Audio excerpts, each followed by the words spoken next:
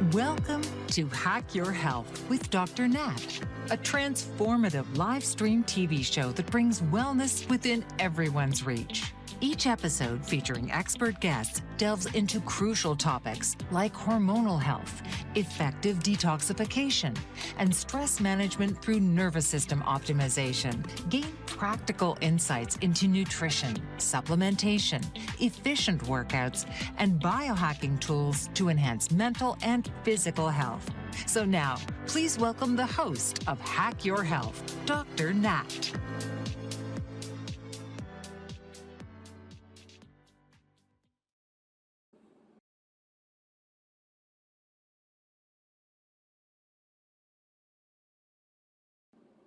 Hello, everyone, and welcome to Hack Your Health with Dr. Nat. I am your host, Dr. Natalie Beauchamp. Excited for the show tonight because it's going to be pretty practical. So the topic is breathe better, perform better, unlock the power of the oxygen advantage with my good friend, Dr. Paul Sly. So what we're going to cover tonight is, breathwork has become really popular. So what is it all about and what are its unique benefit and application? We're also going to dive deeper into the oxygen advantage, which is a breathing technique or a school really of breathing, just to put it that way. And as I said, we're going to do live demonstration and practical tips. So the goal by the end of this show is that you're going to have tools that you can implement right away. And I know it might sound, how can they do an hour on breathing? Shouldn't it be really easy? Well, it's not that easy. So for some of you who do not know, my book co-author of Smart Cuts, Biohacking Your Health Span, his name is Dr. Paul Sly. He is a chiropractor, a soft tissue therapist. He is also a master trainer with the Oxygen Advantage method. He's a wellness consultant. He's worked with weekend warriors, elite amateurs, professional powerlifting, strength competitor, and also hockey player. He's really, truly dedicated to optimization of health. He's a bit of a junkie and a nerd like I am. So him and I have a lot in common from that perspective. And we're also both focusing on cutting edge and science-based tool to really help, the people that are either working with us or reading our book, integrate better health and energy into their day. So great to see you again, Paul. Nice to be here. It's great. Good. So we have a lot to cover, and I know that not too long ago, a month ago about, you gave an entire weekend training on this. So I know you can talk about breathwork for hours. We're going to try to make it more concise, and as I mentioned, to make it more practical. So let's start with some of the myths that people have about breathwork or breathing in general, because I think it will lay down the foundation for people to understand it better. Yeah, I think just before we bring that slide up, I think it, you touched on it. I like the term junkie better than nerd, by the way, but it's really, breathing has been so overlooked. It is one of the most, if not the most powerful tool that's been completely ignored for both health and longevity, but also for performance, both mental and physical performance, and including athletic performance. And I think that when you look at the world's elite now, they are focusing on this. And that's always something, I've been interested throughout my career. When you watch what those people are doing, they don't have time for BS. They need to cut to the chase. They need treatments that work. They need techniques that work. And this is one of the ones that we're seeing come up a lot. But yeah, if we could pop up that visual on the myths, I think that might be a really good place to start. There's been so much misunderstanding over the years, and just has been perpetuated by some techniques and practitioners. And I think these come from Robin Rothenberg, who wrote a book called Restoring Prana. She's a yoga instructor, but very much in tune with oxygen advantage breathing techniques. And this came from her book. And so the first myth that we would consider is that the more we breathe, the healthier we are. And that, on the face of it, seems to make sense. I mean, how can that not be the case? But it is a situation very much analogous to eating. This is like saying the more you eat, the healthier you are. And we know that that's not true. The same is true for the volume of air and the rate that we breathe. That creates free radicals, it uses energy. So we want to be breathing, healthy breathing is in and out through the nose at a rate and a volume that match our metabolic demands at the time. So it may be a lower rate and volume when we're at rest. It will get higher when we start moving. It will get higher yet if we start exercising and working harder. But the breathing needs to match our metabolic demand. And when we get into trouble is when that we breathe either usually much faster and more volume than what we need, occasionally the opposite, but you don't see that quite as much. The second myth, taking a deep breath means taking a big breath. If we go into a room, I do this every time I speak to a group, and I'll say, show me what a deep breath looks like. And invariably, they take a big breath in and their shoulders come up. And so deep for them means big. And by deep, what we really mean is deep as in to the bottoms of the lungs, getting the air into that area of the lungs because of gravity, and we stand upright. Most of the blood flow and transfer of gases takes place in the lower parts of the lung, especially the lower third. And we want to bring the air in using our diaphragm deep into the lung where that exchange takes place, not up high in the upper lobes of our lungs where there isn't as much gas exchange. So a deep breath means far from the top, not big. The third myth is that the need for oxygen governs our respiratory system. And this, again, is another thing that on the face of it makes sense. You would think that's true. We need oxygen. The truth is, we almost always, in the absence of either being at altitude or having a particular disease, we always have enough oxygen around. It is carbon dioxide that regulates our respiratory system. And when we are triggered to breathe faster and harder, the signal to our body to do that is that carbon dioxide has increased. And so it really is, and this is a central aspect of various different breathing techniques, that carbon dioxide is really the regulator, and it's the balance of carbon dioxide and oxygen. And in a related myth to that, the fourth is that carbon dioxide is toxic and we need to fully exhale and get rid of as much as possible. That's really far from the truth. CO2, carbon dioxide, is critical for maintaining homeostasis and health. We need a certain level of carbon dioxide in our body. We're going to touch on this again, probably more than once in the next hour, but carbon dioxide is what triggers the oxygen to leave the red blood cell where it's being carried and go into the tissue that needs it. And if we blow off too much carbon dioxide by overbreathing, we lower that amount, and the hemoglobin holds on to the oxygen instead of releasing it to the tissues that need it. The fifth, that taking a bigger breath oxygenates us more. Bigger breathing, because of point number 4, bigger breathing actually deoxygenates us. When we breathe too much, bigger volume, more than what is required, we get rid of carbon dioxide, and so that deoxygenates the cells. The hemoglobin holds on to oxygen, and it doesn't get to the tissues that need it. And the last myth, this just comes because a lot of times with various different breathing techniques and instructors, you'll hear this cue to empty your lungs, get rid of all of your air. First of all, we can't do that. The lungs have to maintain a certain volume of air or they would collapse.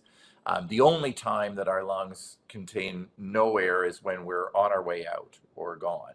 And so you can't get rid of all of the air from your lungs, and that cue leads to overbreathing and deoxygenating us because we get rid of CO2. So we could get back to you and I, Nat, and get rid of that visual. Perfect. Any questions So about those myths? I think they laid a foundation really well. And I think, as I mentioned earlier, like it's, go back, what, 5 years ago, 6 years ago, people were not talking about breath work as much as they do now. And I know it can get confusing to people because there's different methods and so forth. So why don't we dig deeper into the method called the oxygen advantage, so you can explain the basics. We're going to, again, test people, give them exercise to do, but lay down the foundation of the oxygen advantage method for us. Yeah, so the oxygen advantage was founded by Patrick McEwen. He studied in Russia with Konstantin Buteyko, who was really the founder of most of these techniques that we're going to talk about from the oxygen advantage. Buteyko was a Ukrainian physician who, in the 50s and 60s onwards, noticed that people who were diseased, especially asthmatics, but others as well, seemed to breathe heavy, higher volume, faster rate. And he started to wonder if this was a result of the disease process or potentially one of or the causes of the disease process. And so he worked primarily with asthmatics and did some great work. And that continues to be one of the populations that get a lot of help from the oxygen advantage or Buteyko breathing. But that kind of is how it came to be. Patrick came back from there, did some work in his native Ireland, and wrote the book, The Oxygen Advantage, which was incredibly popular and laid out two pillars. So when you consider the oxygen advantage, the two pillars of that are functional breathing on the one hand and simulated altitude on the other. So functional breathing has a focus on the biochemistry of breathing, which is the relationship between oxygen and carbon dioxide, the biomechanics of breathing, which is the way that we breathe, actually what parts of our body we use, and then the pace of breathing, which is sometimes termed the psychophysiology of breathing. And that really plays into our nervous system function. And so those three components are really a way of looking at and judging any methodology that we might look at out there. Good breathing technique needs to consider all three of those components. And that's what the oxygen advantage really does well. And then that second pillar, simulated altitude, those are to get technical, what are called hypoxic, hypercapnic bouts. So basically what you're doing is exhaling and then holding your breath. So because you've exhaled and typically there's some movement, then you're building up carbon dioxide. So our body is getting used to that higher level of carbon dioxide, but we're not taking in any more oxygen. So we're low oxygen. And that forces the cells, just like they do at altitude, to have to buffer the increased acidity having to do with carbon dioxide buildup. And that is a training effect. That is how we get better at dealing with low oxygen tension, whether it's running, any sport, anything that you might do, team sports as well. That is the essence of training. And so that's a really powerful training effect. And so those are the two pillars and components of the oxygen advantage and really what sets it apart. We could bring up the visual just to touch on the biomechanics a little bit more. So again, that functional breathing, we'll talk a little bit about the nose first. One of the central tenets of the oxygen advantage and many other breathing techniques is the importance of breathing through the nose. So that really, when we think about the nose, if we could get that visual up on the nose, and I could talk a little bit about Yeah. that. So we think about the nose as being these two holes in our face, but really that's just the awning. Your nose, if you run your tongue back along the roof of your mouth as far as you can go, most people can just reach the soft palate at the very back. That is the floor of your nose. It's the roof of your mouth, but it's the floor of your nose. And that entire cavity has turbinates in it, little channels that are mucus lined, and has little hair cells that filter out um, things that shouldn't be going into your lungs. So when you use your nose, that's preparing the air for the lungs, just like chewing prepares food for your stomach. You wouldn't take in food, hopefully and typically, without preparing it for your stomach, and neither should we with air into our lungs, but we do that when we mouth breathe. So it's really preparing the air for the lungs. It is the first exposure to the immune system. So those turbinates, that whole lining of that cavity above our mouth, is what exposes. That has immunoglobulins, nitric oxide, which is both part of our immune system. It's antiviral, antibacteria.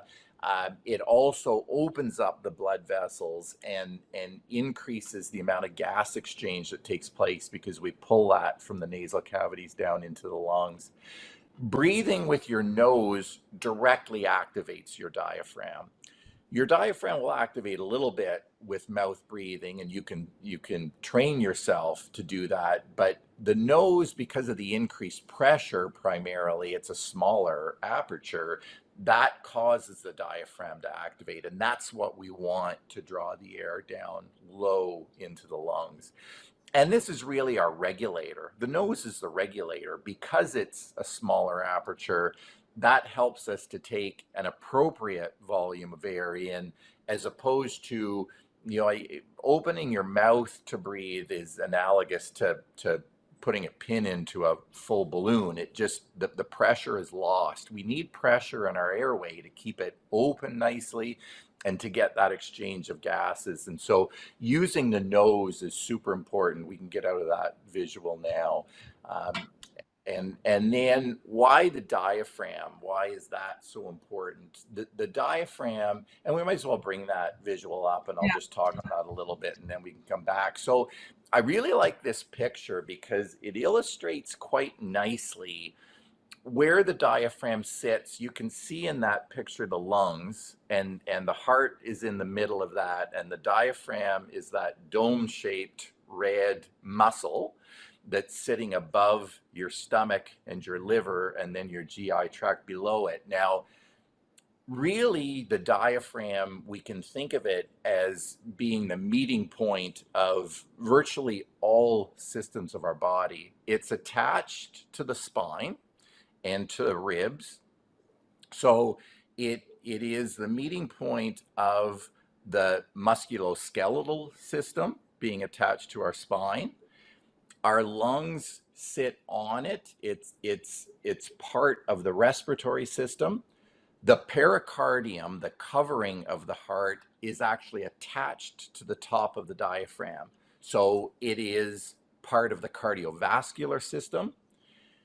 The liver and the stomach and the gastrointestinal tract, so our entire gastrointestinal system. When your diaphragm moves up and down, if you're breathing properly and recruiting your diaphragm as it moves up and down, it kind of massages those internal organs. It pushes down on the liver, the kidneys, the stomach, the GI tract. And so that helps with the motility of those organs. Those organs are trying to move fluid and substance through, and that movement helps.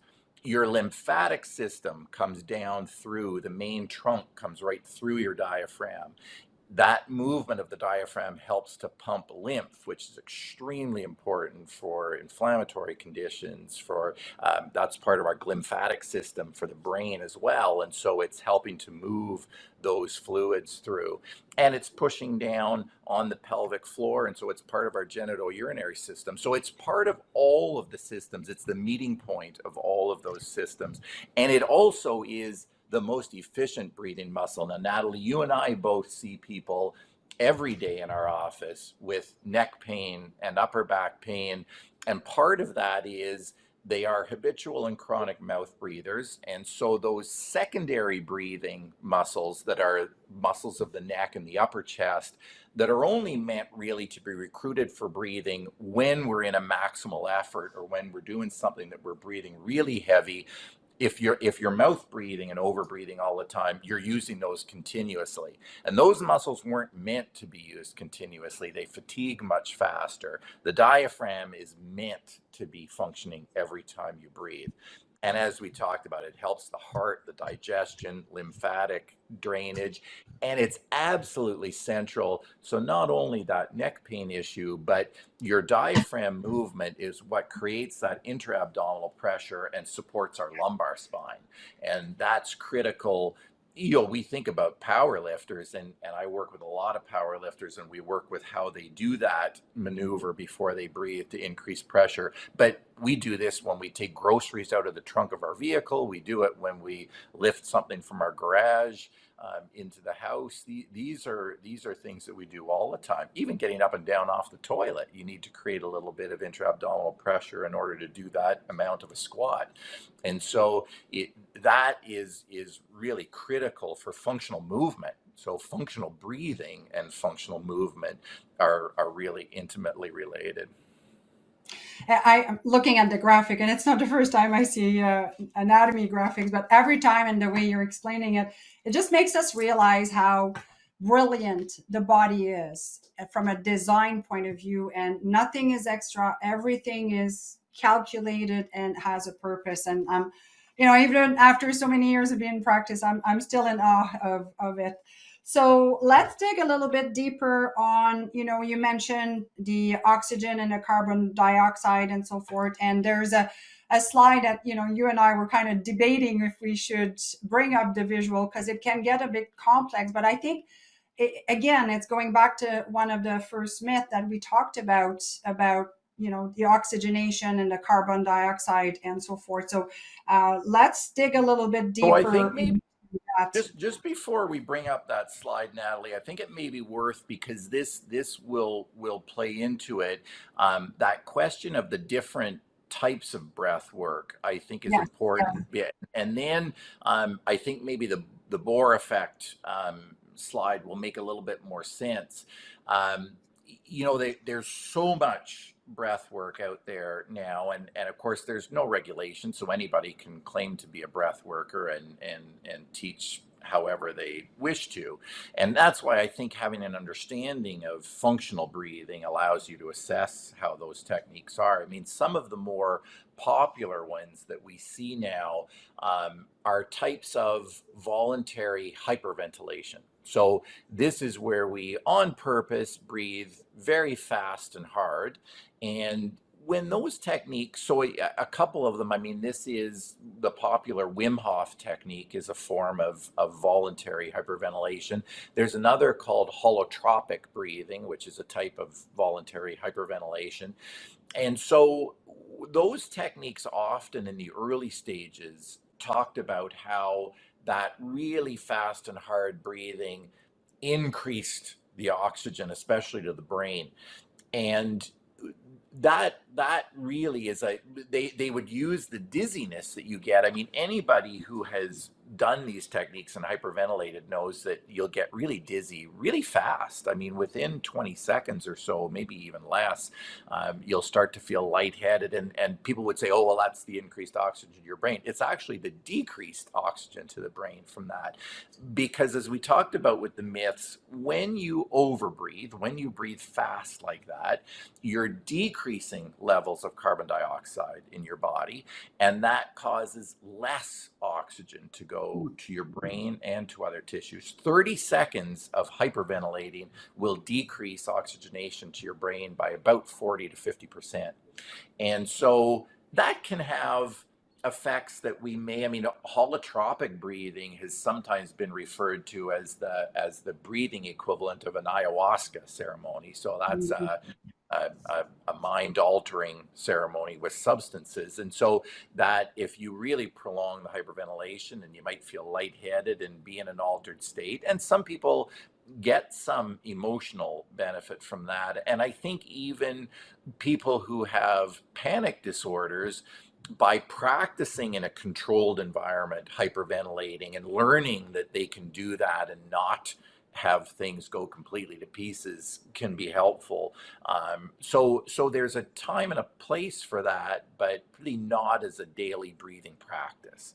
And then likewise, some paced breathing techniques, heart math, biofeedback techniques, especially heart rate variability biofeedback techniques, they will focus almost exclusively on the psychophysiological aspect, but pay absolutely no attention to the biochemistry or the biomechanics, especially the biomechanics. And I've had people that practice those say, well, it doesn't matter whether they breathe through their nose or their mouth, but it matters a lot whether you breathe through your nose or your mouth. And unquestionably, it's much healthier and even has a better effect on HRV to breathe through the nose. But those techniques, and then likewise, a lot of yoga instructors over the years, I mean, if you go back to the original yoga texts, they talk quite a lot about breathing really soft and light and not taking in too much oxygen. But somehow that got translated and lost through the years, and the focus now with a lot of yoga breathing tends to be entirely biomechanics, and they will do some really good work with recruiting the diaphragm, but then nothing about biochemistry and nothing about pace of breathing. And so it's really a technique, and Oxygen Advantage is one of the few that put those three components together. And so just to touch home and hammer home again about the carbon dioxide issue, we could bring up that slide on the Bohr effect and just talk about that a little bit. I mean, this gets somewhat technical, but Bohr was a Danish, I believe, physiologist. I'm sure it was Danish. We should know that from our science degrees, Natalie. And he is the one that discovered that carbon dioxide is the key for getting hemoglobin to dump its oxygen into the tissues that need it. And so when we breathe efficiently, when we breathe an appropriate amount of air, maybe slightly less even, or do a breath hold, an exhale breath hold, that shifts the oxyhemoglobin curve to the right. And what that means is that the hemoglobin has dumped its oxygen into the tissue, and we're getting a better oxygenation. When we hyperventilate, that shifts the oxyhemoglobin curve to the left, and that means that the hemoglobin holds on tightly to the oxygen and doesn't release it. So we want that balance. Yes, we need to get rid of excess carbon dioxide, but we don't want to get rid of too much carbon dioxide. We want that balance because carbon dioxide is really the key that causes the oxygen to get dumped from the hemoglobin into the tissues that need it. So we can get back to you and I now, I think, Natalie. And let's talk about the testing, because we want people, as we said, to be practical. But before we do this, we're going to take a short break, and we will be back because we're going to measure what is called your BOLD score. Dr. Sly will explain to us, and we can score ourselves and see how we are. So we will be right back after this short break. Right. In today's world, the flood of health information feels endless. But amidst the noise, two experts with over 50 years of combined clinical experience come together to help you with smart cuts, biohack your health span, cutting-edge protocols for greater energy and performance. Dr. Paul Sly, a beacon for athletes, weekend warriors, and those seeking to elevate their potential. And Dr. Natalie Beauchamp, renowned for empowering individuals in their health journeys. Together, they've produced the book, Smart Cuts, Biohack Your Health Span, a protocol-based treasure trove packed with actionable steps. Journey through 5 transformative sections.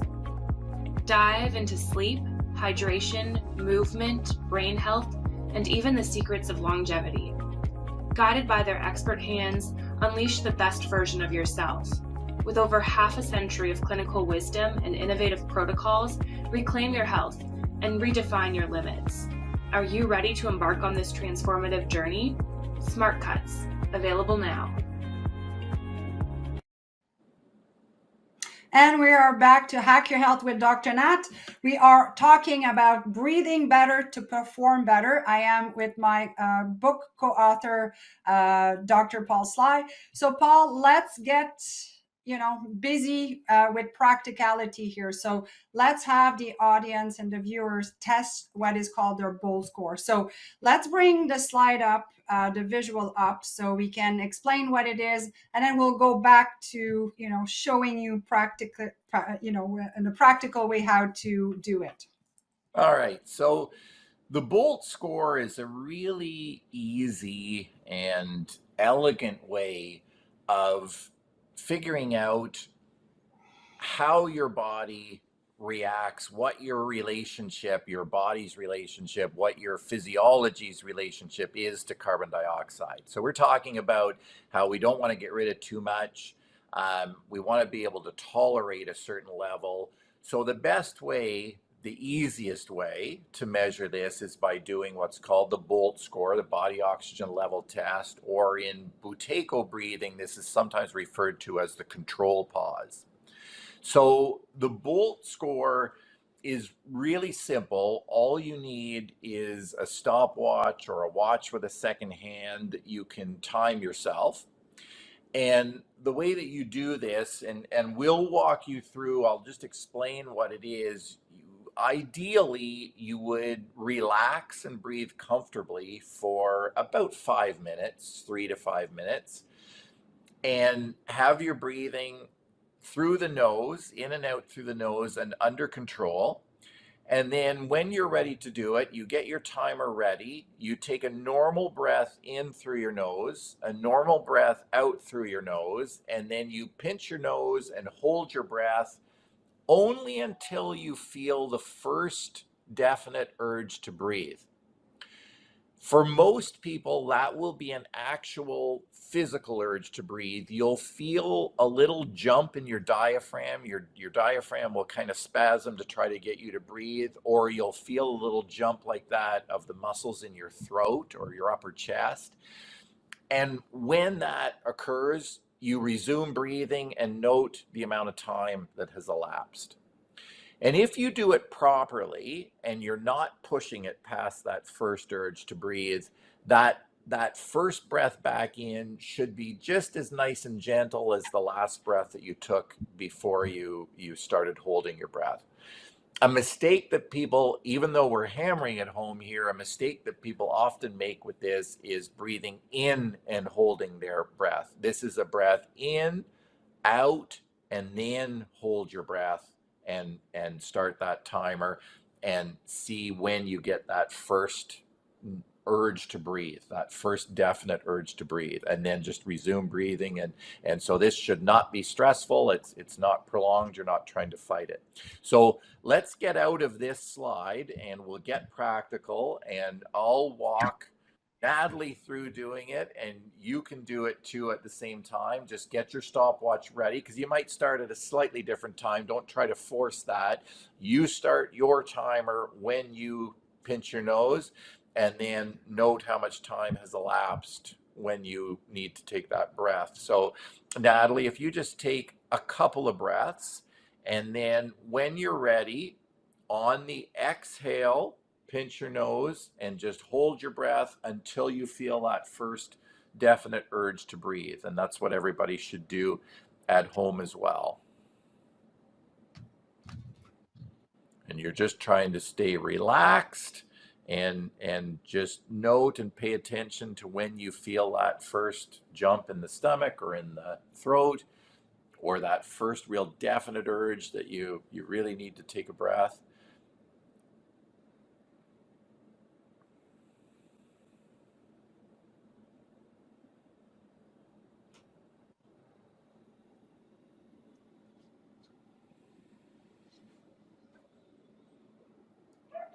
Natalie, you've been practicing your exercises, because that's Yeah, and it's amazing. If I don't do it regularly, my goodness, I see a difference. Like yeah, it can it's slide. great. It can slide up and down for sure. I think by now, most people, unless they're absolute stars or world class, have finished the bolt. So if we can bring up the next visual on what those numbers mean, and we can just talk about that a little bit.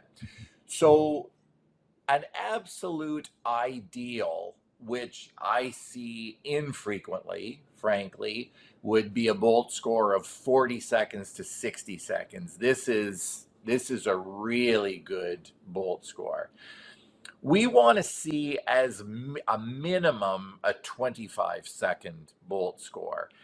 And what we really target with people is to try to get to 40 seconds through doing the exercises, both functional breathing and the simulated altitude, to get to that 40-second bolt score. 10 to 20 seconds as a bolt score indicates pretty significant breathing impairment and not a very good tolerance to carbon dioxide or to exercise. This is actually most of even the athletes that I see, and a good number of them professional athletes, will be in that 14 to 16-second range. So they've trained themselves to fight through the poor tolerance to carbon dioxide, but they could be a lot better and do get a lot better with practicing these. And then less than 10 seconds as a bolt score is a pretty severe breathing impairment. And typically, we'll only see that with people who have sometimes a panic disorder or severe anxiety issues, asthmatics, people with other lung issues, maybe sometimes lung diseases will be in that really low range. One of the things that is important to note, and just as you talked about the fluctuation, Natalie, and there hasn't been enough research generally on the differences between men and women with almost everything, but we do know, and it is important, I think, to pay attention to the fact that a woman's monthly cycle does impact carbon dioxide tolerance, and it will tend to be much better in the first 2 weeks. Not there, there's a lower carbon dioxide tolerance in the luteal phase in the second 2 weeks. And so somebody that's tracking this regularly, a female who's tracking this regularly, may well see a variation between that first and second week, and that's natural and normal, and it will move up relatively, but there will always be a difference there. So we can cut back to a little more practical here, and but I think that's important to note about the difference between men and women, and Oh, especially no, if it thank is, you. this is something that would be a really good thing to take every morning. It's a matter of seconds. It's good to do it at a consistent time of the day, because there will be some diurnal variation too in the bolt score. So it's good to pick a time of the day that suits, but morning is great for that. And that will give you a pretty good idea. Dr. Andy Galpin, who, as you know, Natalie, and some others will have heard, one of the premier exercise physiologists and researchers in the world, he talks about using carbon dioxide tolerance as a measure of readiness, as a measure of how resilient a person is, how prepared they are to train on a particular day. So it can be used similar to HRV in that respect, and much less expensive and easier.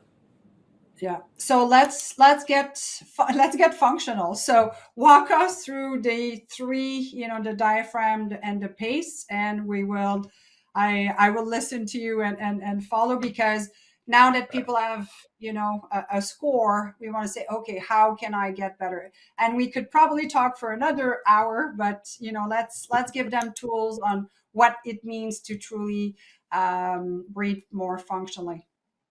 So to concentrate on those three aspects of functional breathing, the biochemistry of breathing, the biomechanics of breathing, and the pace of breathing, we first deal with each one separately. And let's walk through each one separately. You can practice it as I describe it, and hopefully everybody at home will do the same. This is simple and easy. You can do it standing or sitting or lying on your back on the ground, knees bent or knees straight. That lying on your back with your knees bent tends to be a great way of doing it, but sitting or standing is equally as good. The focus on biochemistry, that tends to be the most difficult. It's simple, but as I always like to say, simple is not always easy, and it does take practice. But what you want to do with that, the way that we'll cue somebody to focus on the biochemistry of their breathing, is to first breathe in and out through your nose and keep it nasal only. So your mouth is going to be closed the entire time. And just try to focus in on your breathing. Feel and concentrate on your breathing where it's the most prominent for you. Now, one of the cues that I really try to give people, one of the easiest ones, is to think about, even on a warm day like where you and I are, Natalie, we're in the bit of our first heat stroke of the year here, our heat wave. And so even in that, you will feel, if you concentrate on the air where it's entering your nostril, you'll feel that that air is slightly cooler where it enters the nostril and slightly warmer when it exits the nostril. And if you can anchor your thoughts on that, concentrate on that, that's a really good place. Now, it may be for you that you feel the air as it hits the back of your throat, or you feel a slight little rise in the chest, or you feel your abdomen move. And you can focus on any one of those. But I really like the focus of the air at the nostril, where it's slightly cooler coming in and slightly warmer going out. So focus on that. And then what I want you to do, when you've tuned into that and you can feel the air in and out, I want you to try to make that as soft and as quiet as you can. And so really try to slow down the air coming into your nose, and then a relaxed exhalation. Just let the diaphragm, the rebound of the diaphragm coming back up, push the air out naturally, and then really try to make that breath quiet.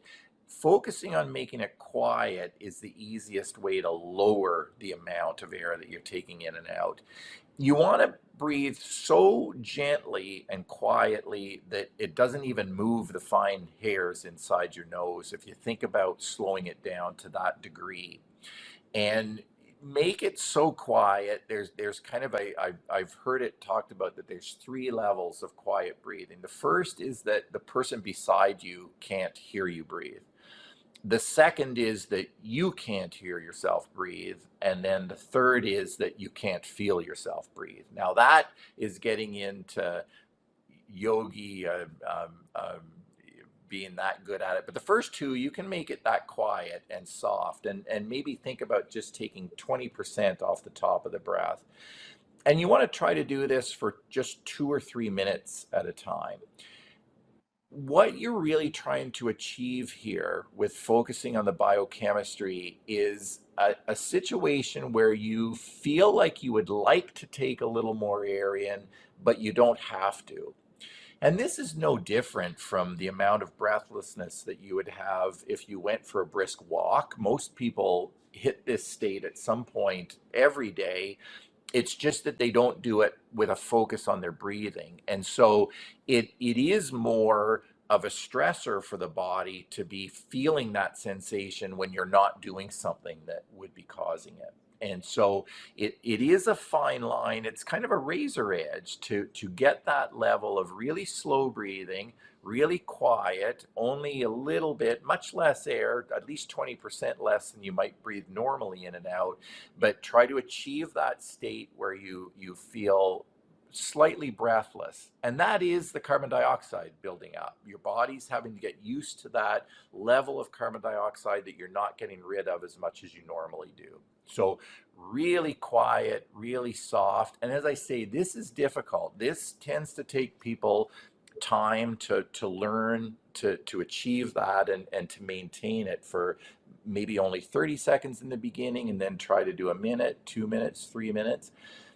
If you're really having a difficult time feeling that, there's a couple of things that you can do. One is to just take a finger and block one nostril, doesn't matter which one, so that you cut the breathing aperture in half, and then again try to make it really quiet. And most people will find cutting down to one nostril will take them much more quickly into that sensation of having a slight air hunger, but that it can be maintained. Another way that you can do it is to just form a cup with your hands and put that over your nose and your mouth. Little bit of air gets through the fingers, and again try to keep it quiet and soft, but you'll rebreathe a little bit of the carbon dioxide that pools in your hands, and that will give you that sensation of a little bit of breathlessness. And so we're really, again, this is little snippets, little tastes of this. We're practicing it for a few minutes at a time to start to get your body used to it.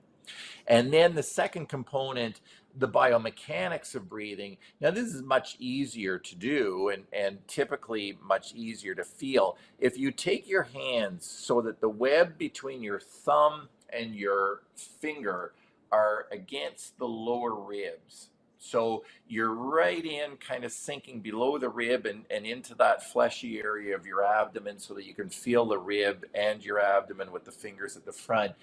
And then again, you're breathing in and out. Don't worry about the air hunger right now. You're just going to take a breath in through your nose and out through your nose. And if you're getting good recruitment of your diaphragm, you'll feel that your hands move slightly out as you breathe in, and then move back in as you breathe out. That is your diaphragm moving down as you breathe in, and that pushes the ribs out. That creates a negative pressure in your chest, and that's what draws air into the lungs. And then your diaphragm moves back up, and that's what forces the air out, and that's your exhalation. So if you're breathing properly and with good biomechanics and recruiting that diaphragm, you'll feel your hands move out as you breathe in and move in as you breathe out. And that sensation, you're just focusing on that and making sure that you're getting that good diaphragmatic recruitment.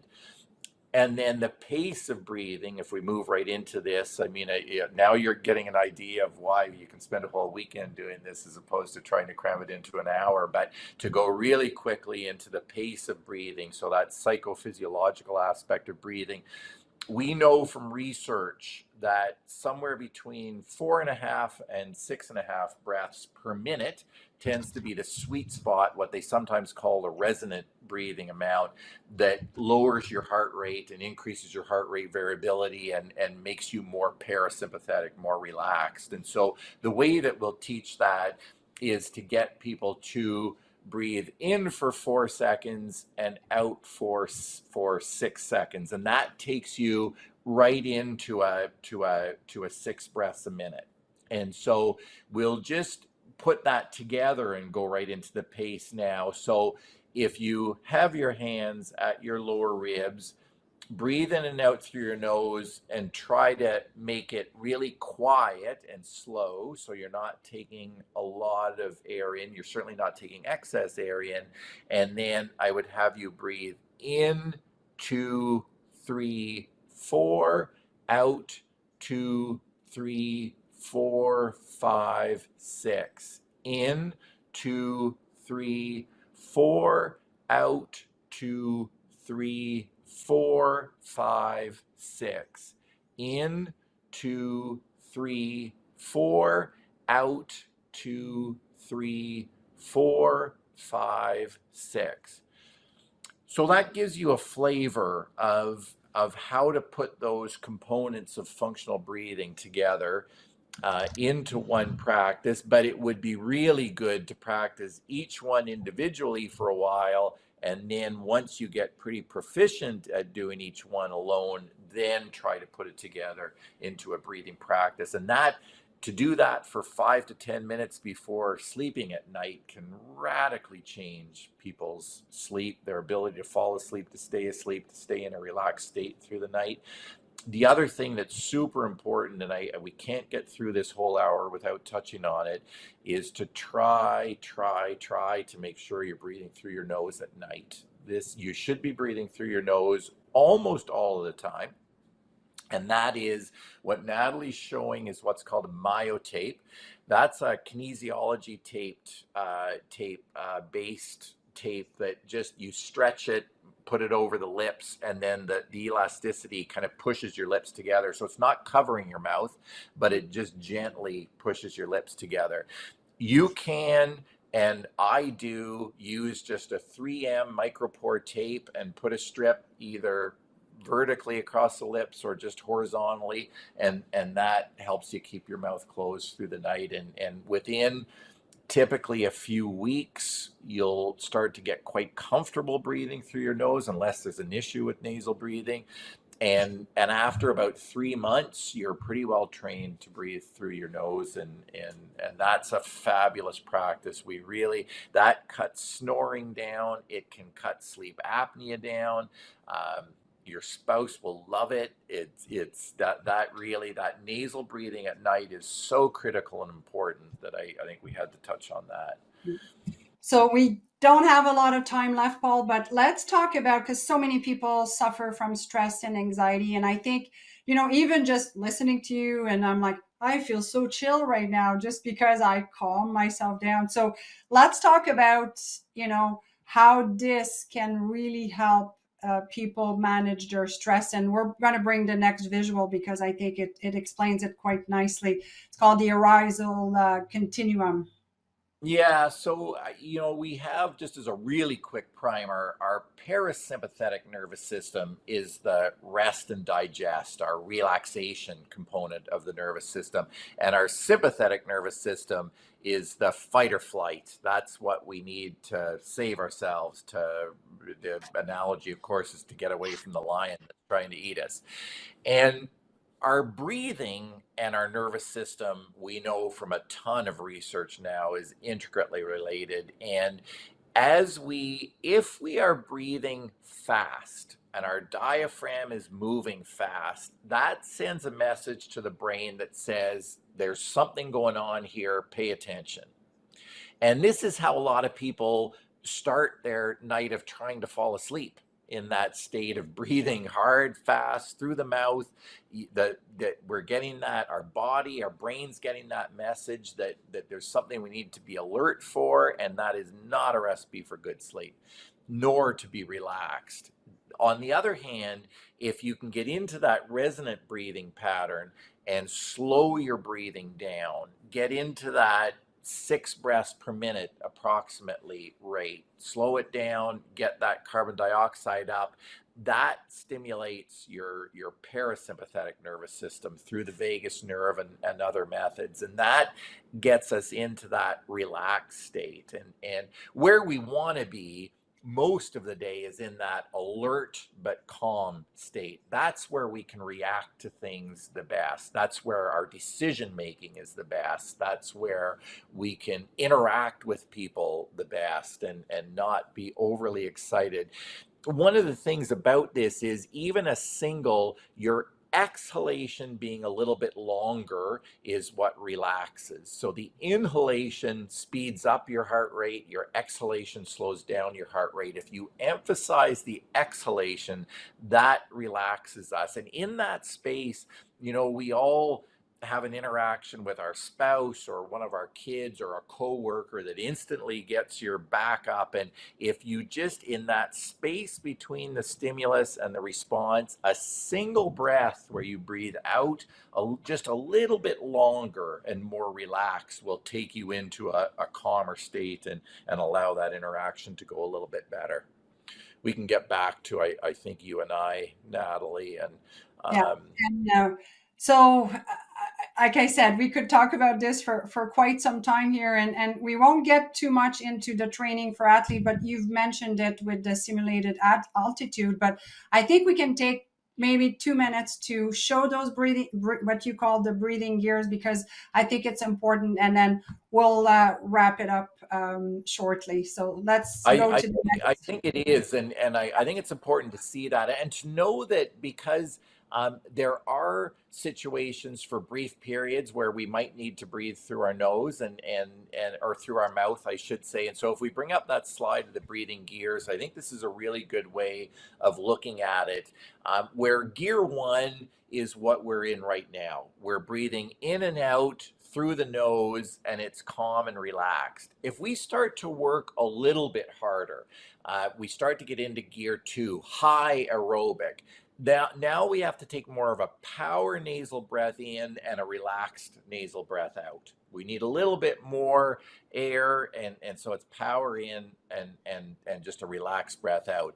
Gear 3, if we start to butt up against our anaerobic threshold, where we're getting to work really hard, we can still keep the breathing nasal, but now it's power nasal in and power nasal out. It's in and out strongly through the nose.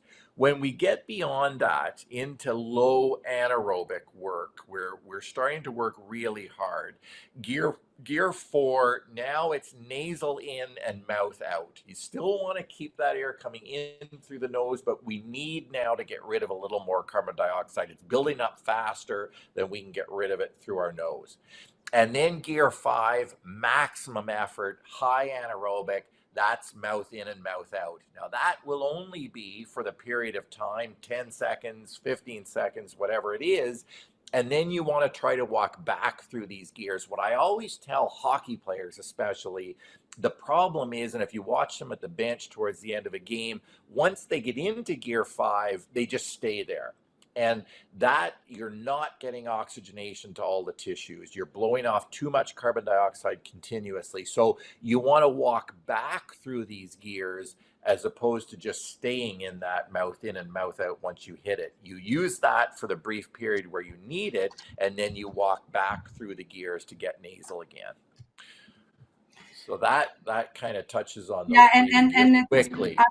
Yeah, I know. I'm glad we had time to touch on this, because even when I go run, I really concentrate and I try to stay nasal as long as I can, but to have the force out, and I think it's helpful. So my goodness, I'm not scheduling your show, Nat, but I think that we could do an entire one on training and talk about VO2 max and get into the breathing aspect of that, and then the simulated altitude, which I think for anybody that is doing a lot of training is really valuable. Yeah. So let's do that. But for people that are interested in finding more about Dr. Sly, this is obviously our book, and I think his contact information is on there as well. And I also have not the Oxygen Advantage one. I'm gonna never go which way to go here, but another one called the Breathing Curve. I mean, this is amazing stuff. It can really be life-changing for people. And again, as I started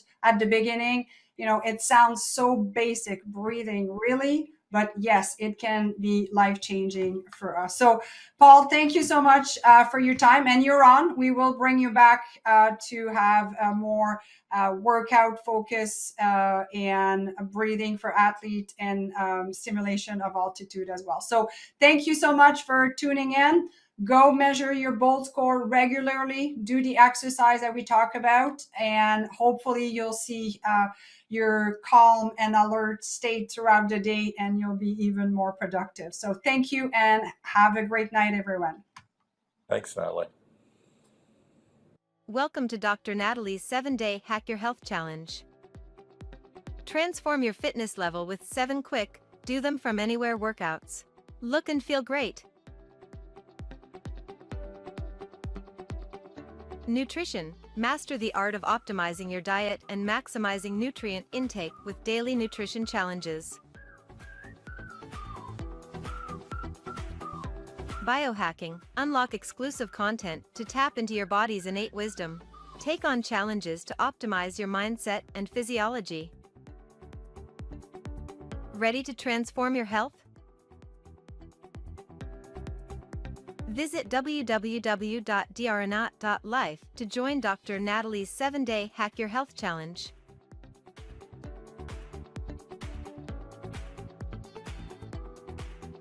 Your journey begins now.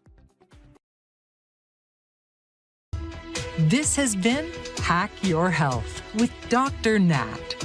Tune in each week and uncover simple yet powerful strategies and actionable steps to elevate your health and wellness.